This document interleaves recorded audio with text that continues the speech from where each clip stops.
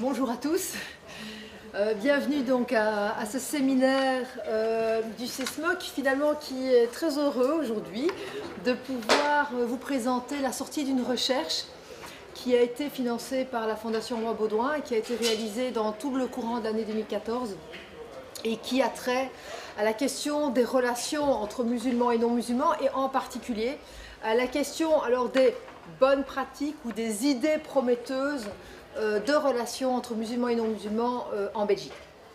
Alors, peut-être avant de commencer, je voudrais un petit peu recadrer cette recherche. Certains d'entre vous en ont peut-être entendu parler, d'autres pas, mais en fait, dans le courant de l'année 2013, le CESMOC avait déjà fait une recherche. Quand je dis le CESMOC, c'est en fait une équipe. Hein, donc, on est, pour la première recherche, nous étions 3, Célestine Boquet, moi-même et Felice D'Aceto. Pour la deuxième, on sera 5, je vous expliquerai. Mais on avait fait en 2013 une première recherche sur la question des regards et relations réciproques entre musulmans et non-musulmans à Bruxelles. Pourquoi cette recherche? Eh bien parce qu'en 2013, on avait l'impression que le contexte était relativement tendu, difficile dans les relations entre musulmans et non-musulmans. Et on avait envie en quelque sorte de prendre un peu la température sur Bruxelles et en particulier reprendre la température. Parce que nous avions déjà fait une enquête de ce type sur la question des relations et des regards réciproques en 2006. Qui avait déjà en quelque sorte amené une conclusion de cette impression que chacun ne se sentait pas reconnu par l'autre, mais réciproquement. Donc les musulmans pas reconnus par les non-musulmans et les non-musulmans pas reconnus par les musulmans, avec cette difficulté qu'on avait déjà mis en exergue, que chacun avait l'impression que l'autre était susceptible de l'empêcher de devenir pleinement lui-même. Et ce constat donc était partagé et donc ça c'était le constat de 2006 et en 2012 je réinterpelle la Fondation Roi Baudouin. On était dans un contexte géopolitique déjà assez tendu, il y avait eu entre autres le décès de l'imam Dadou donc à Anderlecht, dont vous vous souvenez peut-être, on parlait de Sharia for Belgium, bon, on était dans une crise économique, enfin, il y avait tout un contexte socio-politique, culturel, etc. qui faisait qu'on pouvait sentir qu'il y avait un certain nombre de tensions et on avait envie de reprendre le pouls.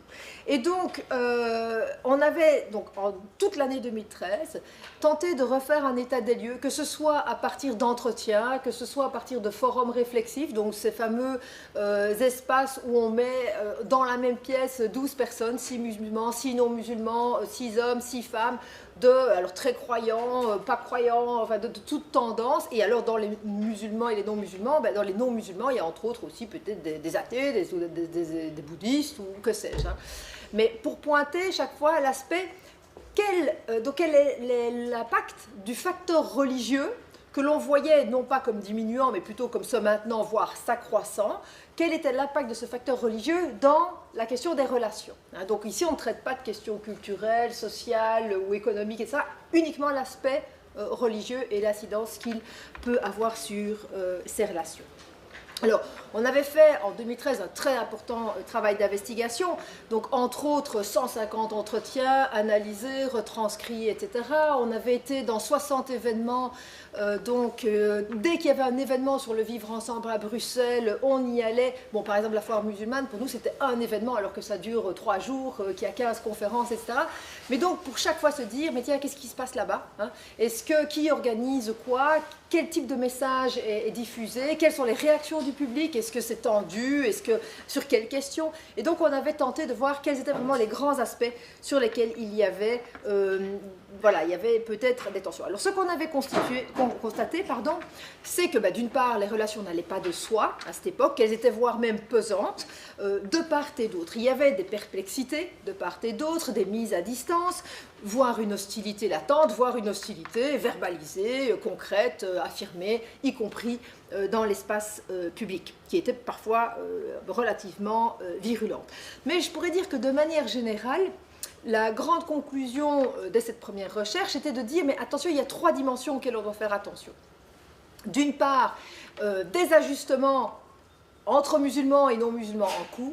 D'autre part, il y a des tensions. Et troisièmement, il y a le rôle des imaginaires qui prend une place vraiment tout à fait fondamentale dans la construction de ces relations et de ces regards. Alors, sur l'aspect des ajustements réciproques, on avait constaté qu'à l'époque, non seulement il y avait tout un ensemble de dispositions institutionnelles qui étaient prises, hein, par exemple la reconnaissance de l'islam en 74, qui engendre tout un ensemble d'octrois de privilèges, on pourrait dire, hein, pour le culte musulman par rapport à d'autres cultes qui ne seraient pas reconnus. Donc, par exemple, le fait qu'il y ait des professeurs de religion islamique payés par l'État dans nos écoles publiques primaires et secondaires, le fait que les mosquées puissent être reconnues, que les imams puissent être payés par l'État, rémunérés, et également la prise en charge des pensions, le fait que les mosquées, que le bâtiment des mosquées, dès lors qu'elles sont reconnues, soit également pris en charge par l'État.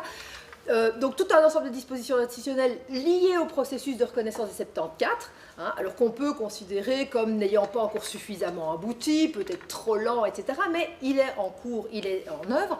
Et puis par ailleurs, tout un ensemble d'autres dispositions, par exemple la création du Centre pour l'égalité des chances, qui a permis de prendre en compte tout un ensemble de relations problématiques, dès lors qu'intervient de la discrimination, du racisme, etc.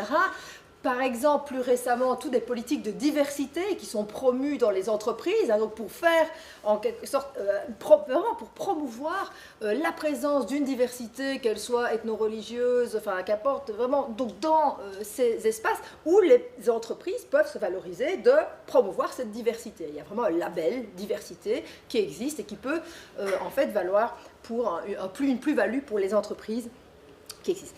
À côté de ces dispositions institutionnelles, il y avait un autre aspect dont on ne parle jamais, qui est finalement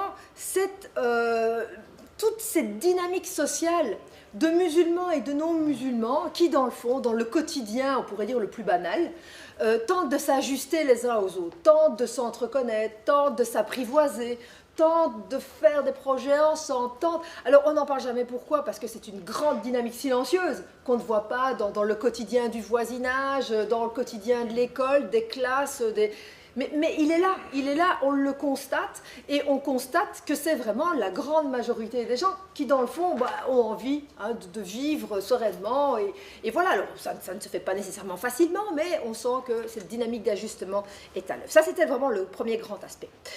Deuxième aspect, c'était tout l'aspect du caractère pesant des relations, voire des malaises qui existaient, voire des tensions, liées à différents facteurs. Je ne vais pas pouvoir ici exposer tous ces éléments, mais qui en partie sont liés à des manques de connaissances réciproques, voire de reconnaissance réciproque, qui sont liés à des très forts entre-soi, donc qui est quelque part un phénomène naturel. On a tous, c'est plus facile, on pourrait dire, d'être avec des gens qui sont comme nous, hein, parce qu'on ne doit pas faire d'efforts, on ne doit pas toujours se poser la question de savoir pourquoi ils réagissent différemment de nous, pourquoi ils pensent différemment de nous.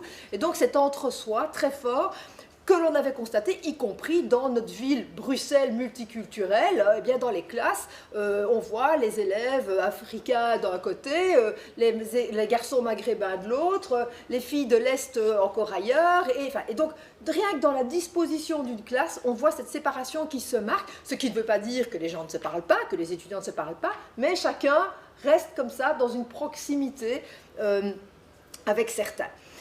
Par ailleurs, intervenait également dans ces tensions, voire ces malaises, toute une dimension de fatigue. Hein, la fatigue, hein, c'est fini l'exotisme de la première arrivée des musulmans qui viennent avec leur couscous, etc. Donc ça pourrait être... Non, c'est fini. Enfin, je veux dire, la présence de l'islam, elle est là depuis 40, 50 ans. Et dans le fond, s'installe une certaine fatigue liée à ce manque de connaissances ou de reconnaissance, liée également aussi, et de manière plus grave probablement, à ce fait que émergent de plus en plus des accusations réciproques. Hein.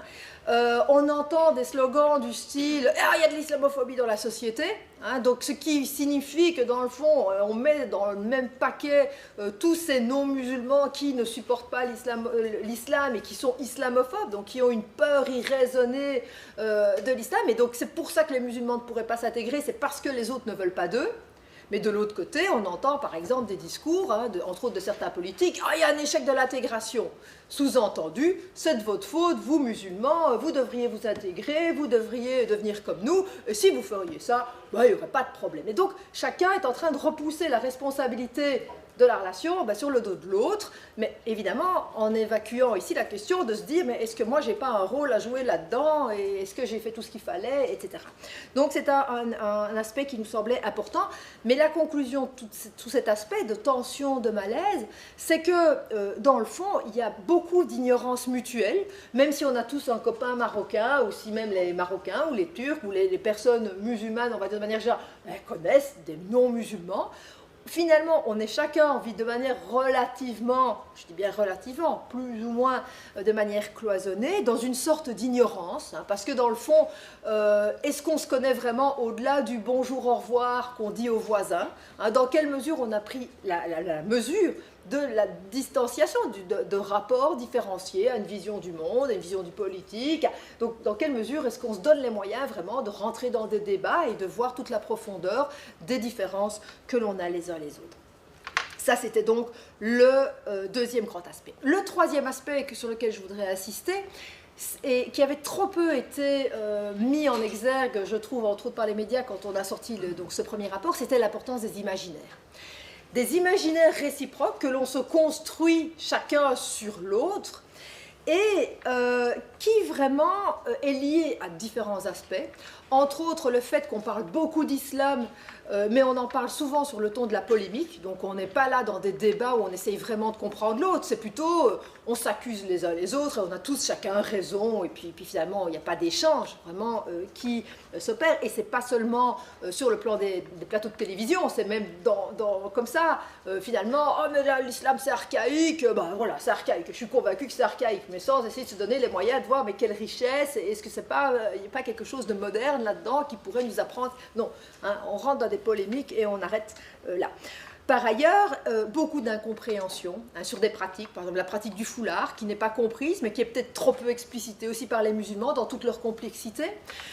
Beaucoup, par exemple, de concepts qui sont très mal compris, aussi bien par des musulmans que des non-musulmans. Quand on parle de neutralité, de laïcité, de démocratie, etc., tout le monde a l'air de voir très bien de quoi il s'agit.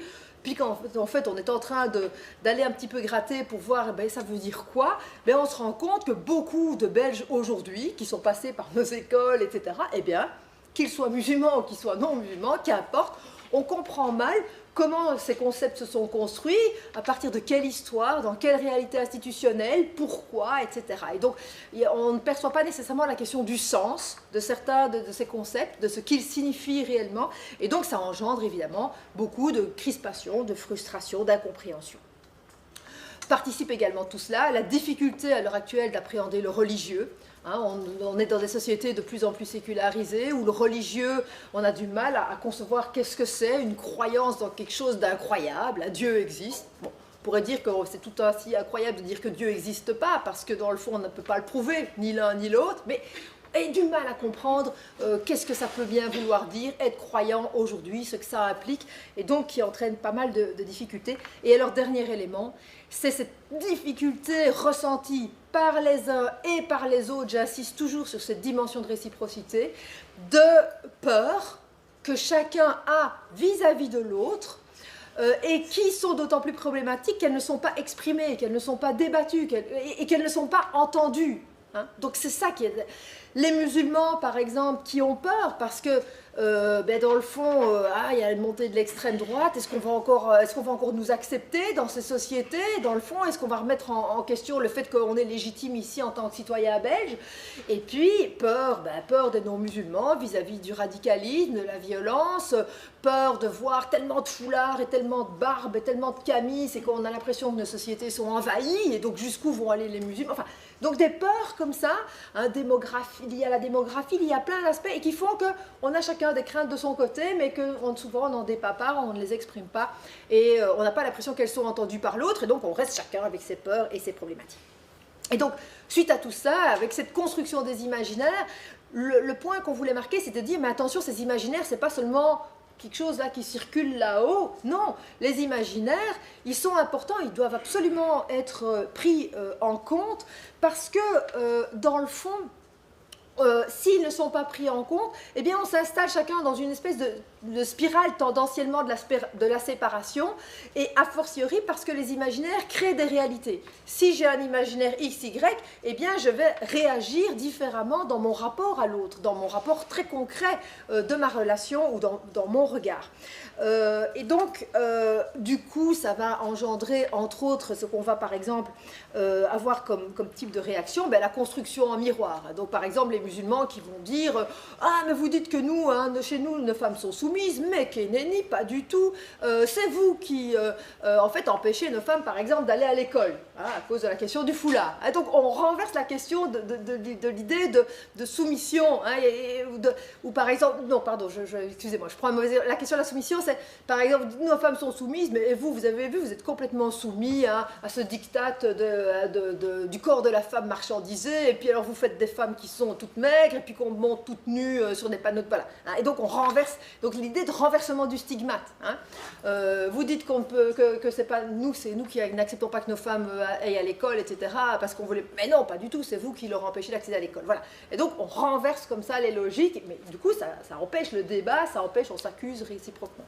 Et donc, cette idée, qui était la grosse conclusion du rapport qui a été édité donc, en octobre 2014, ben, on a affaire aujourd'hui à une sorte de dialogue de sourds, hein, où chacun s'enferme dans sa propre logique, et qu'il s'agit vraiment de prendre à bras-le-corps, parce que tendanciellement, si on n'y travaille pas, eh bien, cette spirale de la séparation risque de s'accentuer de plus en plus. Donc, on en était là en octobre 2014 avec ce malaise, et je dois bien avouer qu'en tant que chercheur, voilà, je devais assumer les résultats de notre recherche, et puis en tant que citoyen, j'étais inquiète, et je me disais, mais où allons-nous? Est-ce qu'il n'y a pas moyen de... Bon.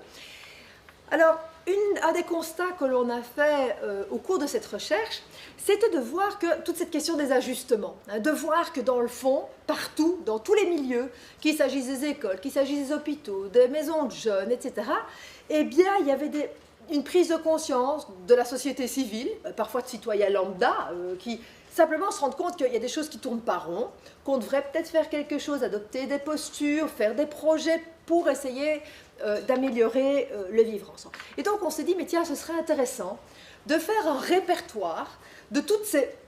Alors au départ on les avait appelées bonnes pratiques, plus on a avancé dans la recherche, plus on s'est dit l'idée de bonne pratique en fait c'est pas une bonne idée.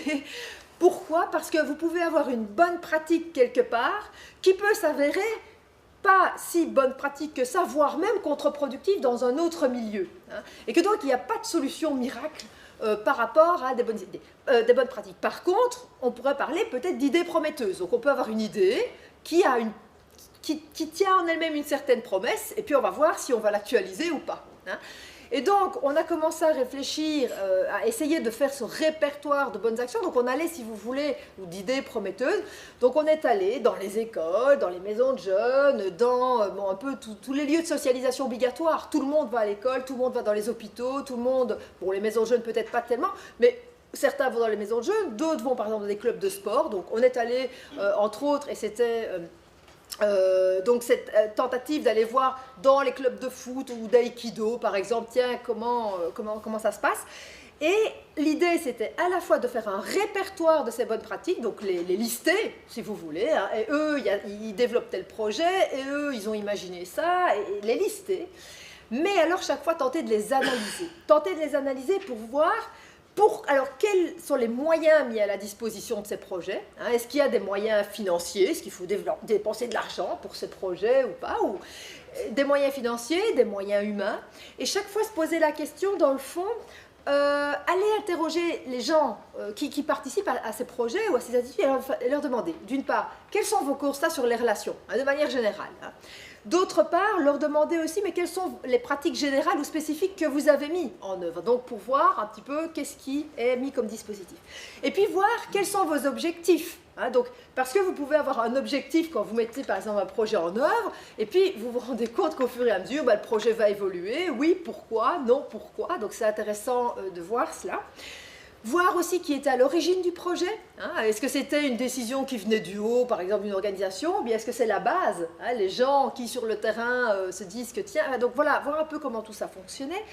voir également quelle méthodologie, quelle durée. Et donc notre idée, c'était d'aller donc chaque fois sur ces lieux. Donc on a refait 150 entretiens en plus donc de tous ceux qu'on avait fait dans la première recherche. Donc en tout, c'est sur base de 300 entretiens ici qu'on a travaillé, pour voir dans le fond quelles sont les logiques d'action qui sont mises en œuvre et pourquoi ça fonctionne et pourquoi ça ne fonctionne pas, pour essayer de dégager des gros principes, avec cette idée qu'en dégageant ces logiques d'action et le pourquoi ça fonctionne ou pourquoi ça ne fonctionne pas, on pourrait aider peut-être dans la société civile des gens qui se posent des questions là où ils sont, dans leur contexte tout à fait particulier, et aider ces gens à réfléchir sur leurs propres pratiques et se dire « Ah, mais tiens, là, il y a ça qui se passe, c'est pas mal, c'est intéressant. Bon, ok, je vois qu'il y a telle limite ou que ça fonctionne pour telle ou telle raison, mais je dois être vigilant. » Et l'idée, c'était vraiment accroître la réflexivité des acteurs. Comme il n'y a pas de solution miracle, mais par contre, ok, mais on peut donner des outils pour obliger tout un chacun à se positionner et sur base de ce qu'il connaîtrait, alors davantage, en ouvrant son regard, eh bien, se donnerait les moyens de mieux, essayer de tenter de mieux agir là où il se trouve. Alors, une limite peut-être de notre recherche que je voudrais mentionner d'emblée, c'est qu'on a pris en fait le point de vue des praticiens. C'est-à-dire, quand on travaille dans les écoles, on a essentiellement pris l'avis par exemple des profs, mais pas des élèves. Donc le retour qu'on a sur ces bonnes actions, c'est du point de vue du prof. Mais peut-être qu'il serait différent de l'élève, mais on n'a pas eu les moyens parce qu'on avait juste un financement d'une année. En fait, il y avait juste une assistante francophone et une flamande qui ont travaillé avec, entre autres, moi-même à mi-temps. Et puis, on a encore eu deux chercheurs, donc Felice D'Aceto et Fadi Iskandar, qui ont travaillé aussi avec nous de manière plus ponctuelle, mais des moyens très très limités. Donc voilà, il y a cette limite, c'est le point de vue des praticiens. Idem par exemple dans les hôpitaux, eh bien c'est avant tout par exemple le point de vue de médecins, d'infirmiers ou par exemple de médiateurs interculturels, mais de nouveau pas le point de vue des patients qui se sont retrouvés dans la relation. Donc c'est une limite, c'est important, mais je pense que ça n'en empêche, enfin voilà, ça permet quand même de réfléchir à tout cela. Alors, dans le fond, je regarde juste l'heure pour voir combien... Ok. Je vais essayer de vous décrire un petit peu le type d'action qu'on a pu répertorier, vraiment comme ça, hein, en vrac. Dans le fond, quoi qu'il se passe, quels que soient les types de projets que l'on constate dans la société, on pourrait dire qu'il y a trois grands types de logiques, si vous voulez, de projets à l'œuvre dans ces projets hein, de bonnes pratiques, de pratiques prometteuses. On pourrait dire que le premier type d'action, ce sont des actions qui visent à augmenter la connaissance réciproque. Hein, donc, qui visent à diminuer les préjugés, qui visent à diminuer éventuellement les tensions réciproques, mais donc qui vont essayer de nuancer hein, le regard qu'on peut avoir de l'autre, de le complexifier, ce regard, d'apprendre à s'entreconnaître de manière un peu plus personnelle. Mais donc, c'est cette idée surtout de la connaissance, hein, de connaissance de l'autre, qu'on va voir par exemple dans des groupes interreligieux, par exemple, des groupes de dialogue, que ce soit dans des écoles ou bien dans des groupes, voilà, dans des maisons de jeunes, etc. Alors l'idée là, c'est de la connaissance, c'est de dire, on va essayer d'aller au-delà du ponctuel, du bonjour, au revoir du voisin, hein, on va un peu plus loin. Connaissance. Premier type d'action. Deuxième type d'action que l'on a pu voir, c'est des actions qui sont menées pour tenter d'augmenter ce qu'on pourrait appeler l'habitude de vie commune. Et donc là, c'est tout un ensemble alors, de projets, d'attitudes, qui visent à soit produire des ajustements, voire qui mettent en œuvre ce qu'on appelle les fameux accommodements raisonnables, hein, ou bien d'autres qui nous semblaient pour le coup probablement plus pertinentes, qui sont ces fameux projets ou ces fameuses bonnes pratiques qui visent à chercher le plus grand dénominateur commun, hein, et qui quelque part est une politique d'anti-accommodement raisonnable, parce que pour le coup, donc chercher le plus grand dénominateur commun par exemple, c'est si quelqu'un dans une entreprise demande pour avoir un espace de prière pour prier parce qu'il est musulman, eh bien, plutôt que de réfléchir et de voir quel espace de prière lui donner pour prier avec des tapis, etc., eh bien, on va se dire non, on ne va pas donner des privilèges à un groupe particulier de personnes dans l'entreprise, essayons plutôt d'ouvrir les perspectives un maximum pour, en quelque sorte, alors octroyer pour le coup des privilèges au plus grand nombre. Et donc, plutôt que d'avoir un espace de culte, eh bien, ce sera par exemple un espace calme, où si quelqu'un a envie de prier et est musulman, ben, il peut prier. Si quelqu'un a envie de faire de la méditation, il peut faire de la méditation. Si quelqu'un veut lire un bouquin ou se reposer, il peut le faire. Et donc, le dispositif mis en œuvre ne va pas uniquement être au profit d'un groupe, parce que si c'est au profit d'un groupe, ça pourrait aussi entraîner des tensions dans l'entreprise, parce qu'on se dirait pourquoi est-ce que les musulmans, là tout d'un coup, eux, ils ont droit à leur espace et les autres, ils n'ont jamais rien demandé, maintenant, c'est quoi ces privilèges? Et donc, ça peut vraiment entraîner des tensions. Tandis que là, ben, on se dit, non, ben, tout le monde y gagne, on a gagné un espace où on peut être un peu serein, si on le veut, et c'est à disposition de tout le monde, et voilà. Donc ça, c'est entre autres, c'est un concept qui avait été développé par Dounia Bouzard et qui est entre autres développé dans le fameux bouquin sur la diversité convictionnelle qu'elle a réalisé entre autres avec Nathalie Denis et le CBI. Donc qui nous semble intéressant. Mais donc, c'est vraiment cette habitude de vie commune parce que dans le fond, ben, cet espace par exemple, ben, oui, c'est une manière d'être ensemble autrement, au travail, mais dans un espace serein, pacifié, à la disposition de chacun. Alors,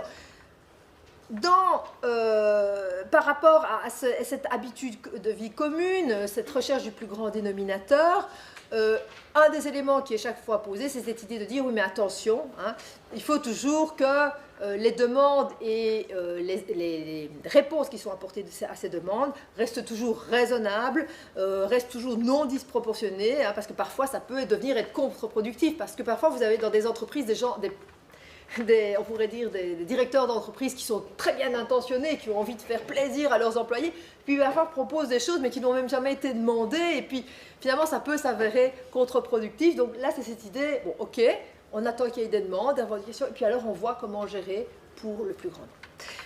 Troisième grand type d'action, donc à côté de la connaissance qui augmente, à côté des habitudes de vie commune, il y a cet aspect des actions pour faire ensemble. Donc on voit qu'on va un petit peu plus loin hein, dans la logique de l'action, faire ensemble, qui en fait sont des initiatives assez courantes dans les écoles, dans les maisons de jeunes en particulier, voire dans des institutions publiques, où, par exemple, vont se développer ces concepts d'école citoyenne. Hein, et alors, on va mener tout un ensemble de projets duquel sont vraiment partie prenante l'ensemble des étudiants, par exemple, pour rétablir, par exemple, un pacte où on fait un ordre intérieur, hein, un règlement d'ordre intérieur, qui est vraiment constitué par les parties membres, vraiment donc dans une maison de jeunes, par exemple, on va dire aux jeunes, ok, on ne va pas vous imposer un règlement, on va constituer le règlement ensemble, mais dès lors qu'on a constitué le règlement d'ordre intérieur ensemble, vous êtes tenus de vous y soumettre.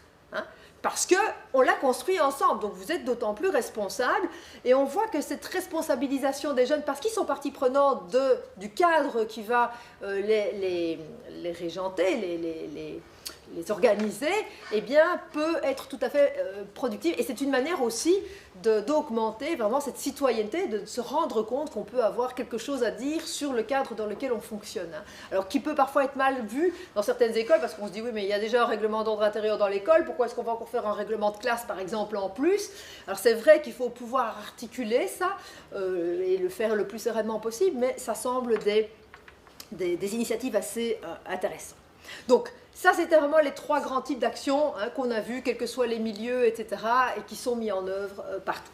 Mais alors, je vais maintenant tenter de vous présenter un petit peu ces grandes lignes hein, qui nous semblent importantes à devoir dégager, qui sont autant de... Alors, pas en tant que telles de recommandations, vu que, je vous ai dit, il n'y a pas de solution miracle, mais on sent que ce sont des aspects sur lesquels, quand on y fait attention, eh bien, d'une certaine manière, ça permet, d'une manière ou d'une autre, d'améliorer le vivre ensemble, de vraiment contribuer à un vivre ensemble plus serein.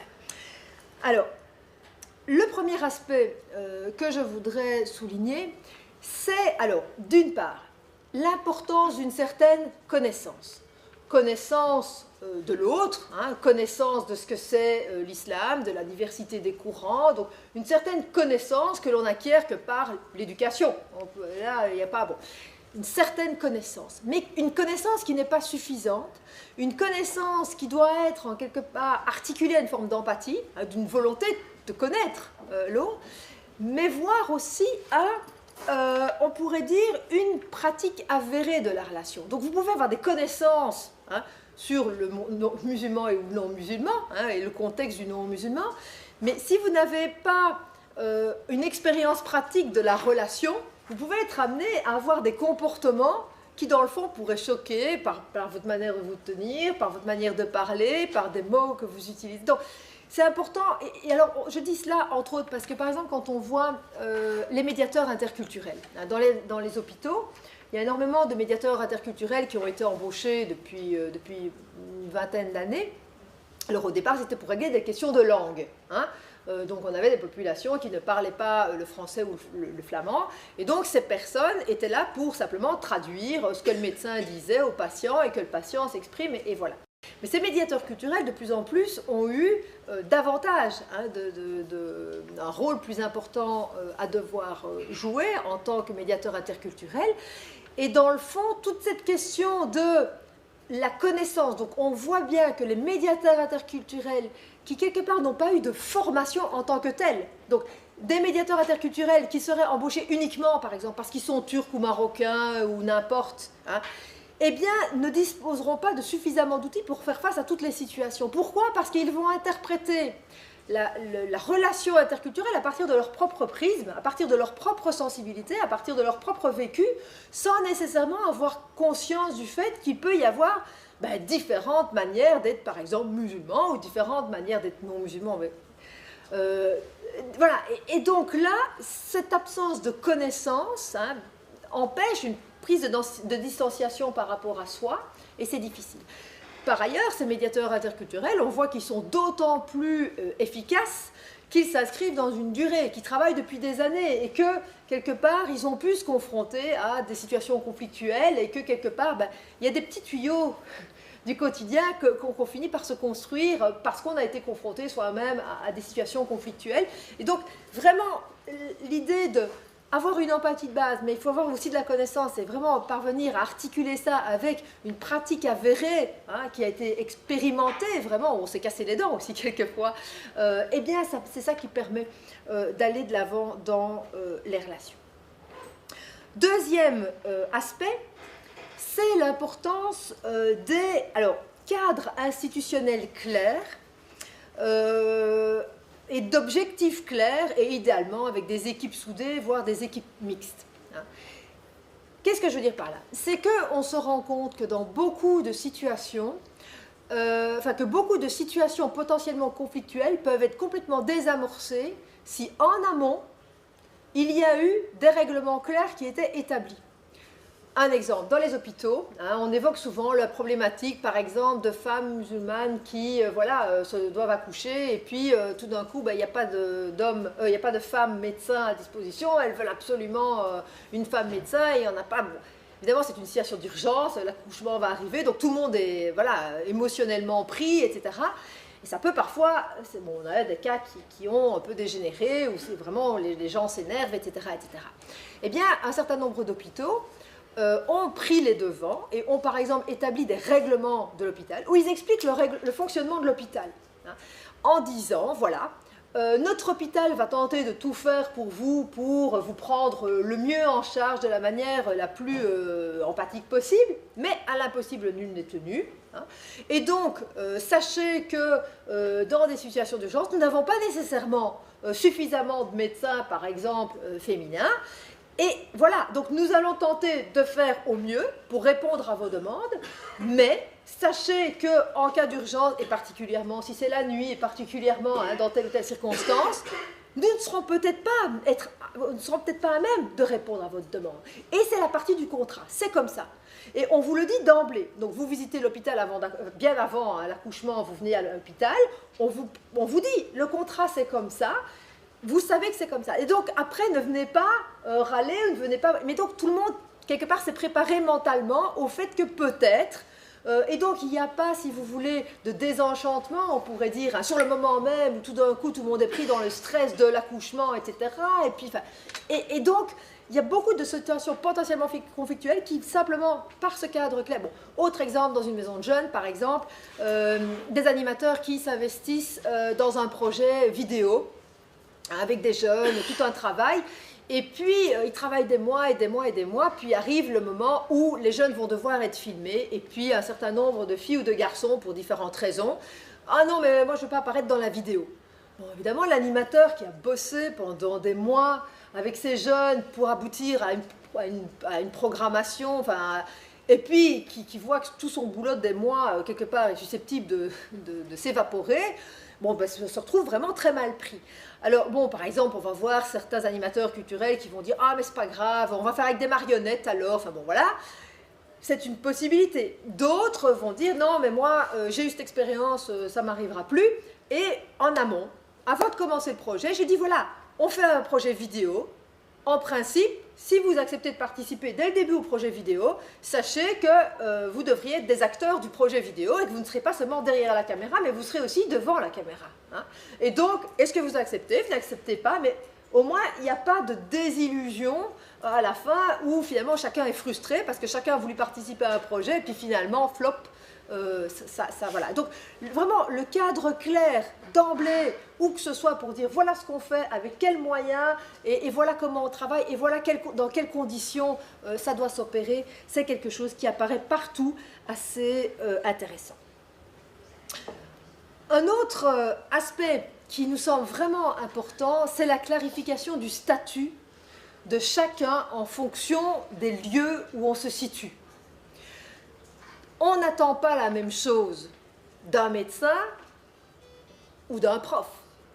Si on est médecin ou si on est infirmier, ou si, on est là, on travaille dans une structure de soins et les gens qui viennent à l'hôpital ou dans une structure de soins, ils viennent là pour avoir des soins. Hein. Et donc, dans une structure de soins, on va demander à ceux qui ont le premier rôle dans les hôpitaux, hein, donc les médecins, les infirmiers, etc., de jouer leur rôle. Et là, on va demander peut-être une certaine empathie. Hein. Alors, avec cette idée de à la possible nul n'est tenu, etc., et on ne peut pas dire oui à toutes les demandes, bien entendu, mais cette idée que peut-être que dans une institution de soins, oui, il y va aussi d'une question de vie ou de mort, etc., et que ce sont parfois des questions cruciales liées à l'existence, eh bien, il serait peut-être opportun de développer une certaine écoute, une certaine empathie, par exemple, y compris d'éléments culturels qui pourraient paraître archaïques, par exemple la croyance dans les djinns, hein, donc ces esprits, ou un certain nombre de conceptions, par exemple, si quelqu'un arrive en fin de vie, et alors, par exemple, certains médecins vont entendre, il y a une sorte de fatalisme des musulmans, hein, oui, c'est Inch'Allah, si Dieu veut, puis on va voir.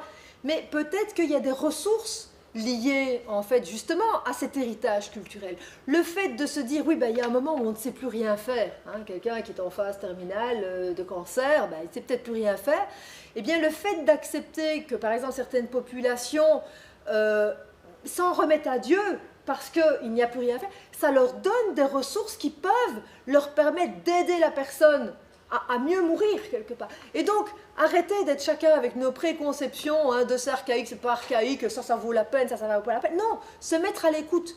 Hein, et que entre autres, par exemple, dans l'enceinte de l'hôpital, où vraiment il y a cette question de soins qui joue, eh bien peut-être que le développement d'une attitude d'empathie serait tout à fait important. Je pourrais dire, l'empathie, l'écoute, elle est fondamentale aussi à l'école, mais le rôle du prof n'est pas le rôle du médecin. Le rôle du prof, c'est quoi? Le rôle du prof, c'est avant tout d'être là et d'essayer de finalement développer une réflexion critique chez les étudiants, hein, contextualiser, recadrer, de lui donner des balises et à la fois une capacité de réflexion. C'est ça le rôle d'un prof, quel qu'il soit. Et donc là, en fait, on est dans un autre type de rapport en fonction du rôle. Le prof, oui, alors on sent par exemple que dans les pratiques, quand les étudiants ont l'impression d'être écoutés par un prof, y compris sur le plan de leurs convictions religieuses, hein, ou qui ne sont pas d'emblée discrédités parce que c'est des convictions religieuses, si les étudiants sont pris en considération, y compris sur le plan de leurs convictions religieuses, eh bien ça permet de développer une relation de confiance.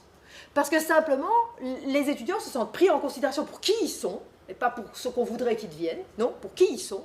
Et du coup, l'écoute active du prof va permettre d'établir une relation de confiance qui va permettre de développer autre chose. Alors après, le prof pourra faire valoir ses questionnements, une recontextualisation, un étonnement, et questionner, par exemple, vous avez par exemple des étudiants qui viennent avec un certain nombre de préconceptions, enfin, tous les étudiants, c'est normal, on a tous de toute façon des préconceptions, des préjugés, mais un étudiant qui va venir avec une position bien arrêtée sur quelque chose, bien le prof, il faut qu'il l'écoute, et puis à un moment on lui dit, mais pourquoi tu penses ce que tu penses? Et tu te bases sur quoi pour dire ce que tu penses? Et donc rentrer dans cette relation de confiance, où sans délégitimer d'emblée, eh bien on se donne les moyens de créer de la relation. Et créer de la relation, je dirais même de manière générale dans le rapport, c'est vraiment, enfin, si il y a une conclusion, c'est ça. C'est l'importance de créer de la confiance, parce que sans confiance, on ne peut rien construire du tout, où que ce soit, quelque milieu que ce soit. C'est vraiment ça, et je dirais que c'est vraiment le propre de toute société, quelque part, hein, et se faire ensemble, s'être ensemble, c'est parce qu'on est capable de cette confiance, de cette écoute, de cette empathie. Ça ne veut pas dire tout accepter, loin de là, mais être capable de se mettre en relation. Un autre élément, c'est que quand je parle des statuts ou des rôles de chacun, c'est important de pouvoir, à un moment, se poser des questions sur quel est mon statut et quel est mon rôle. Je m'explique. Vous pouvez avoir affaire à des entraîneurs de foot qui estiment qu'être entraîneur de foot, c'est simplement constituer des bonnes bases corporelles, hein, de bien entraîner des jeunes qui soient bien musclés, qui gagnent les matchs, et voilà. Hein, que simplement, vous êtes là pour leur éducation physique, hein, et de faire des corps sains, on va dire ça. Puis vous pouvez avoir des entraîneurs de foot qui se disent, mais non, en fait, être entraîneur de foot, c'est bien plus que ça. Oui, c'est entraîner des gamins, et puis s'ils courent sur le terrain de foot, ça va les empêcher peut-être d'aller fumer ou d'avoir de mauvaises relations, etc.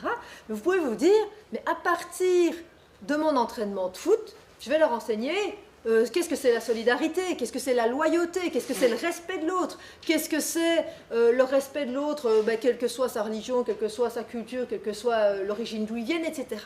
Et donc c'est vraiment incroyable parce que dans la recherche qu'on a fait, on a vu tous les types de profils. On a vu des entraîneurs de foot qui n'étaient que des entraîneurs de foot, et puis des entraîneurs de foot qui avaient vraiment conscience du rôle qu'ils avaient à jouer en tant que responsables du développement d'une forme de citoyenneté des jeunes, finalement, qu'ils étaient amenés à entraîner.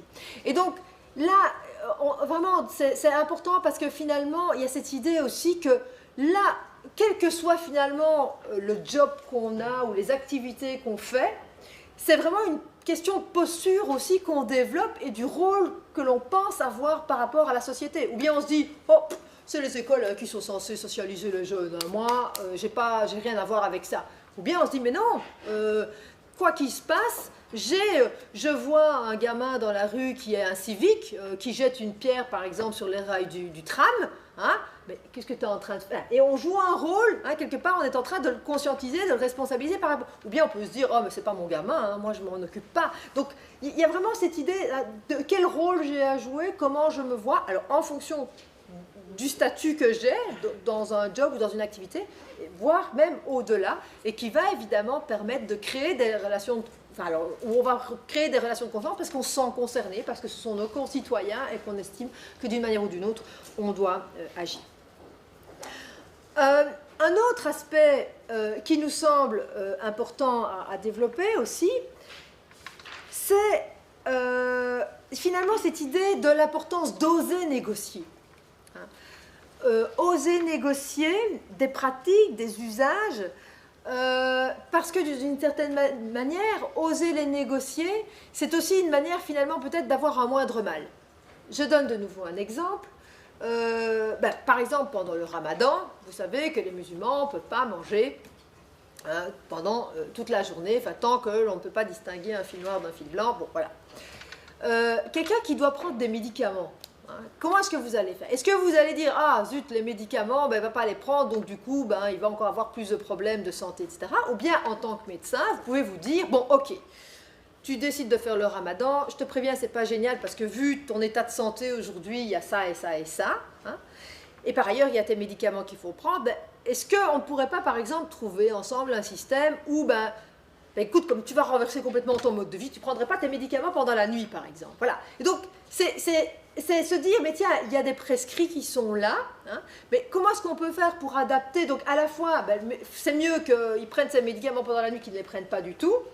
À la fois, c'est peut-être pas génial, mais c'est un moindre mal par rapport à ce qui se passerait s'ils ne les prenaient pas du tout. Là. Donc, et cette idée de dire, mais voilà, il y a des prescrits, mais on peut oser peut-être commencer des négociations pour que ce soit un mieux pour tout un chacun.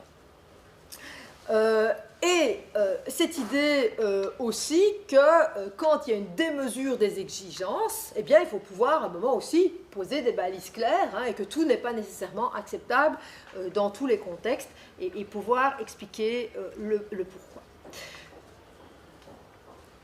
Un autre élément qui nous semble aussi important, c'est, alors je disais à la fois l'écoute, vraiment l'écoute, elle est fondamentale, mais au-delà de l'écoute, c'est vraiment écouter, c'est-à-dire écouter vraiment pour pouvoir rebondir. Rebondir sur plein de choses, rebondir sur des situations conflictuelles. Le conflit est une opportunité. Souvent, le conflit est envisagé comme étant une difficulté, un obstacle à la relation. En fait, non, on pourrait le voir comme une opportunité. S'il y a un conflit, s'il y a un désaccord, mais dans le fond, c'est peut-être justement l'occasion de pouvoir débattre et argumenter et se dire, tiens, mais pourquoi? On l'a vu par exemple avec cette histoire quand il y a eu Charlie, les jeunes qui ne voulaient pas faire la minute de silence, etc. Bon, pas mal de gens ont été par exemple mal pris en se disant, oh là là, mais ces jeunes, qu'est-ce qu'ils veulent exprimer?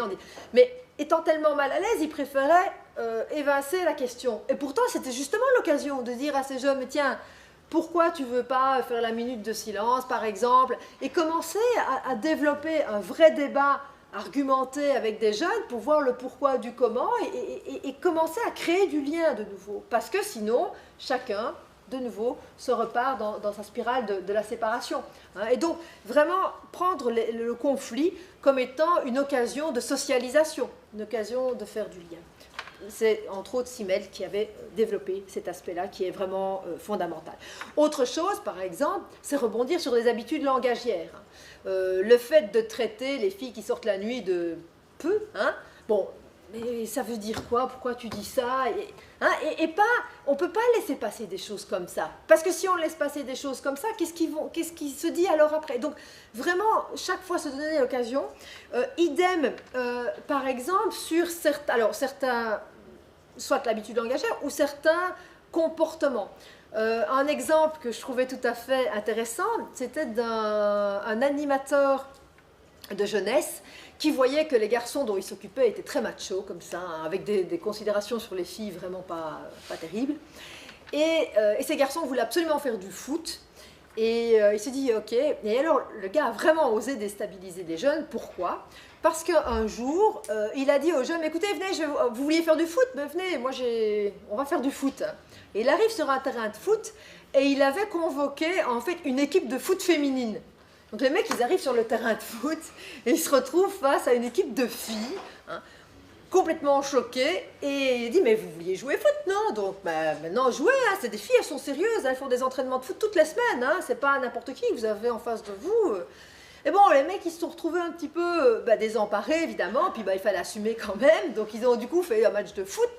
Mais forcément, le rapport de genre après cette expérience-là, mais il fallait oser évidemment le faire, il fallait se dire, et puis se donner les moyens. Mais ça ne demande pas des moyens financiers incroyables, ça demande un peu de créativité, et puis oser, et puis voilà. Mais du coup, je ne sais pas. Bon, voilà, mais c'est des exemples que je trouve vraiment tout à fait, vraiment intéressants. Un autre élément qui semble intéressant, lequel est-ce? Ah oui, le fait d'éviter toutes les positions figées. On le voit par exemple sur la question de toute la gestion des piscines. Vous savez qu'un certain nombre de femmes refusent d'aller dans des piscines parce qu'elles sont mixtes, etc. Bon, ok. Et selon nous, il est ridicule dans des situations comme ça de rester dans des positions figées, parce qu'on pourrait se poser la question, mais tiens, est-ce qu'il n'y aurait pas moyen de réserver ne serait-ce que 3 heures par semaine de plage réservée aux femmes? Mais attention, si on commence à faire ce genre de choses, de nouveau, se dire, oui, mais c'est pas pour enfermer toutes les femmes musulmanes dans la piscine au même moment toutes seules. Non, c'est l'idée de dire, mais non, alors la piscine elle est ouverte à toutes les femmes, qu'elles soient juives, qu'elles soient chrétiennes, ou bien qu'elles n'aiment pas simplement se mettre en maillot devant des hommes, voilà, quelle que soit leur religion, quelle que soit n'importe, mais c'est une plage ouverte rien qu'aux femmes. Donc pour ne pas provoquer du communautarisme, pour ne pas... Et donc c'est en fait des solutions qui nous semblent intéressantes, qui à la fois permettent d'ouvrir les perspectives, et tout en évitant des frustrations et en permettant aussi du coup à ces femmes de faire du sport également, parce que sinon, ben, si simplement les piscines sont fermées, il est très vraisemblable qu'elles n'iront jamais à la piscine, et que donc là aussi, on peut se poser la question de savoir si c'est très pertinent. Mais donc chaque fois, éviter le communautarisme, éviter une forme de laxisme, et essayer de prendre ses responsabilités face aux situations que la société rencontre, et se donner des moyens où on permet d'ouvrir un maximum les opportunités finalement pour chacun. Un autre élément que je voudrais encore signaler, c'est l'importance de la durée de l'application dans l'action. On peut d'autant mieux travailler ensemble que ça s'inscrit dans une relation de longue durée. Et on le voit à tous les niveaux, mais par exemple, même ne serait-ce que des gens qui un jour ou l'autre, parce qu'ils sont profs dans une école ou n'importe, par exemple, ont organisé une visite de mosquée. Alors, visiter par exemple une mosquée, ou visiter une église, ou visiter des lieux de culte, parce qu'à ce moment-là, ça se fait de manière réciproque, c'est tout à fait intéressant. En général, ça permet de casser les préjugés, ça permet de, voilà, tout d'un coup se rendre compte qu'on est bien accueilli dans l'autre lieu de culte, etc. Donc, c'est bien. Mais on se rend compte que, par exemple, les gens qui organisent ça sont ceux qui vont créer des relations de plus long terme. Et quelque part, ils en retireront encore davantage que ceux qui n'auront été qu'une fois dans la mosquée. Donc, et cet investissement dans la durée qui permet évidemment d'aller plus loin, qui permet d'oser plus, qui permet de faire bouger les frontières de part et d'autre, dans les frontières mentales, les frontières... et donc qui sont vraiment tout à fait intéressantes.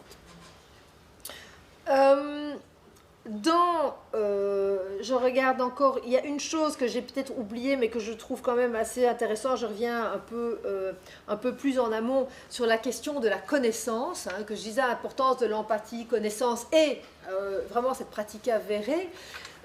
Sur la question de la connaissance, parmi les très mauvaises pratiques que l'on a pu épingler, c'est finalement par exemple le fait de croire qu'en lisant le Coran, par exemple, on va connaître l'islam. Très mauvaise idée. Jamais dire à qui que ce soit de lire le Coran pour connaître l'islam ou les musulmans. Si vous n'avez pas le bagage de connaissances qui vous permet de contextualiser chacune de ces sourates qui a été révélée sur 22 années à des moments différents, dans des contextes différents et qu'il faut interpréter de manière différente, et en plus à interpréter selon le contexte européen, etc., vous n'y comprendrez rien. Donc, surtout pas, plutôt aller à la rencontre de musulmans et inversement, des musulmans avec des non-musulmans. Parce que c'est facile, si vous ne connaissez qu'un non-musulman, vous pouvez vous construire des images à partir de ce non-musulman et sans vous rendre compte de la diversité des manières d'être non-musulman, et réciproquement. Donc vraiment un maximum se donner les moyens, parce que ça permet de désessentialiser, ça permet de comprendre ce qui est en jeu. Et puis également, par exemple, un peu dans le même ordre d'idée, quand on est dans une entreprise, que ce soit un chef d'entreprise, que ce soit dans un hôpital ou quoi que ce soit, jamais se poser la question de dire « mais que dit la religion ?» Parce que la religion, elle dit rien, elle ne parle pas, toute seule. La religion, elle est toujours interprétée. La religion, elle est toujours l'objet de subjectivité, etc. Et donc, si vous commencez à vous poser la question de que dit la religion, d'abord, la plupart du temps, vous n'avez pas les moyens de savoir que dit la religion. Et puis, en plus, tout dépendra de la manière dont les individus interprètent cette religion. Et donc, en fonction de ça, leurs revendications, leurs demandes seront différentes, quoi. Et donc là, c'est vraiment... donc cette idée, à chaque fois, de se recentrer plutôt sur les pratiques, sur les individus, parce que, voilà, en fonction des sensibilités, les manières, les demandes, voire les revendications seront complètement différentes. Et je dirais que d'une manière générale, avec cette question de la connaissance, on se rend compte que la connaissance acquise sur l'autre, sur le contexte, sur son contexte culturel, etc., est d'autant plus importante que ça permet de se sentir suffisamment à l'aise et de pouvoir peut-être oser des choses que l'on n'oserait pas si on n'a pas suffisamment de connaissances. On l'a vu entre autres, par exemple, avec des professeurs non musulmans qui ont des classes mixtes et qui, parce qu'ils ont suivi des formations alors pas seulement des formations sur le culturel ou l'interculturel, parce que ça c'est intéressant, mais aussi sur le religieux, et en particulier sur l'islam, eh bien, permet par exemple d'aborder cette question par exemple du foulard, la question du foulard qui pose plein de questions. Et on avait vu par exemple un des profs qui avait décidé de faire un tableau comparatif. Donc par exemple, il avait des étudiants qui étaient outrés dans sa classe parce qu'on n'acceptait pas le port du foulard dans l'école, et puis d'autres qui disaient mais non, c'est normal qu'on accepte, on devrait l'accepter. Donc voilà, des oppositions complètement divergentes. Et lui il dit bon écoutez, stop, on va faire un tableau. Donc simplement il coupe le tableau en deux, et il dit, bon, chacun va argumenter et dire pourquoi vous êtes pour le foulard, pourquoi vous êtes contre le foulard à l'école, etc. Donc il commence à noter ce que les étudiants, donc de nouveau, perspective d'écoute, plutôt que de dire « Ah mais non, c'est comme ça que ça doit être comme ça parce que c'est neutralité, etc. » et d'imposer par le haut, c'est travailler par le bas avec les jeunes pour voir, bon, qu'est-ce qui sort, qu'est-ce qu'ils pensent. Et puis on note sur le tableau le pour, le contre. Et puis, par exemple, en faisant ça, eh bien, on va pouvoir peut-être mettre en évidence que, par exemple, au nom des mêmes valeurs partagées par tout le monde, on en arrive à des conclusions, des modalités pratiques différentes et des positions différentes. Mais donc, plutôt que de mettre en exergue ce qui fait la divergence, on met en exergue le fait que l'articulation des valeurs de liberté, d'égalité, c'est pas toujours facile, et que d'une certaine manière, il y a une culture partagée commune au-delà de la divergence qui apparaissait, qui sautait au regard comme ça. Et donc, ça permet non seulement de développer la confiance avec les jeunes, et puis d'une certaine manière aussi qu'eux développent leur réflexivité critique, parce qu'ils sont obligés d'entendre les arguments des autres, de pouvoir vraiment... Et puis du coup, par exemple, ce type d'exercice, ça permet de faire groupe, et de se rendre compte que par-delà la différence, en fait, on partage des choses finalement fort communes, mais voilà, après ça se traduit différemment parce qu'on vit dans des sociétés complexes et que voilà, mais que dans le fond, il y a tout ce partage qui est là, qui est important. Donc voilà, c'est un petit peu, si vous voulez, quelques-unes des grandes lignes, mais avec vraiment cette importance de la réciprocité, de toujours pouvoir contextualiser les choses, pas essentialiser, etc. Alors on pourra me dire, oui, mais dans le contexte actuel, et je parle du contexte actuel, pourquoi? Parce que cette recherche, en fait, donc on l'a fait donc dans le courant de l'année 2014 et 2015, en fait, il y a, je veux dire, quelque part, voilà, on est dans un agenda, on est dans une temporalité et un contexte socio-politique difficile, voilà, en lien à ces attentats de Paris, au stress à Bruxelles, etc. Et certains m'ont dit, oh là là, tu sors une recherche sur les bonnes pratiques de relations, au bon moment, toi. Bon, je ne l'ai pas voulu, c'était comme ça. Et à la fois, je trouve que c'est vraiment fondamental, justement, de parler de ça aujourd'hui. On n'a peut-être pas envie de parler de ça aujourd'hui parce qu'on est tous là un peu murés dans une espèce de crainte, de repli. On se demande un petit peu tous ce qui va advenir de notre société, parce qu'on se rend bien compte qu'on est quelque part dans une dynamique de laquelle on ne va pas sortir du jour au lendemain, et que tout le monde est relativement tendu, musulmans et non musulmans. Finalement sont dans une situation de crainte par rapport à ça. Et je dirais c'est justement parce qu'on est dans ce contexte-là qu'on doit pouvoir parler de bonnes pratiques de relations, parce que d'une certaine manière, à la fois Daesh n'attend qu'une chose, une seule chose, c'est de vraiment contribuer à semer le chaos, la terreur, et de mettre musulmans et non musulmans dos à dos, et que d'une certaine manière, il n'y a qu'en développant une intelligence collective qui nous permet vraiment de prendre à bras le corps nos contradictions, nos difficultés, etc., nos tensions, et de se dire, mais comment on peut travailler ensemble, chacun a un rôle à jouer là-dedans, comment on peut encore contribuer à un meilleur vivre ensemble.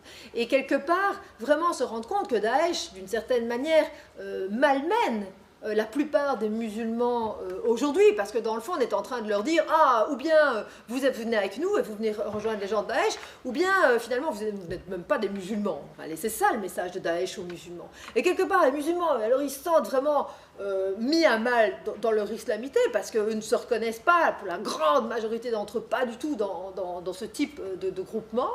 Et à la fois, voilà, il y a parfois des sentiments de frustration par rapport à la société, discrimination, et donc on finit parfois en tant que musulman de se dire mais est-ce qu'on veut vraiment nous? Mais non, justement, c'est l'occasion de se dire mais non, il y a vraiment un travail à faire au quotidien, où que l'on soit, pour améliorer ce vivre ensemble. Et on voit vraiment, enfin je veux dire, la recherche ici le montre, il y a vraiment plein de choses qui sont mises sur pied, sur le terrain, et qui ne demandent pas nécessairement des gros moyens. Ici, je ne vous ai pas... Alors, il y a des projets qui sont mis en œuvre, où on va dépenser pas mal d'argent pour créer des expériences pour des jeunes, etc. Je ne vous ai pas parlé de celle-là. Pourquoi? Parce que pour moi, même si des expériences comme ça, par exemple un voyage à New York pour des jeunes qui vont leur permettre de sortir des quartiers défavorisés, c'est intéressant, mais voilà, est-ce que c'est vraiment ça? C'est vrai que c'est créer du rêve, ça c'est intéressant et ça peut permettre une certaine distanciation, c'est vrai que les voyages forment la jeunesse, c'est vrai que c'est à partir de ce moment, mais c'est bête, mais voilà, c'est vrai que ça permet de prendre distance par rapport à soi, de voir les choses après autrement. Mais au-delà de ça, il y a pas mal de choses qui peuvent être mobilisées, réalisées finalement dans notre société et qui sont plutôt des changements de type comportementaux, d'attitude, de se dire que dans le fond, voilà, on se donne la peine de se décentrer de soi-même et que quelque part on a peut-être quelque chose enfin, on va s'enrichir. Mais voilà, c'est se poser dans ce type de démarche qui, à mon sens, permettrait, mais il faut que ce soit fait par tout le monde, évidemment, ce genre de démarche, mais qui permettent vraiment de développer finalement un meilleur vivre ensemble auquel la grande majorité d'entre nous aspire. Et voilà. Et donc je vous remercie pour votre attention et je vous invite à poser des questions ou des commentaires et voilà, je vous remercie.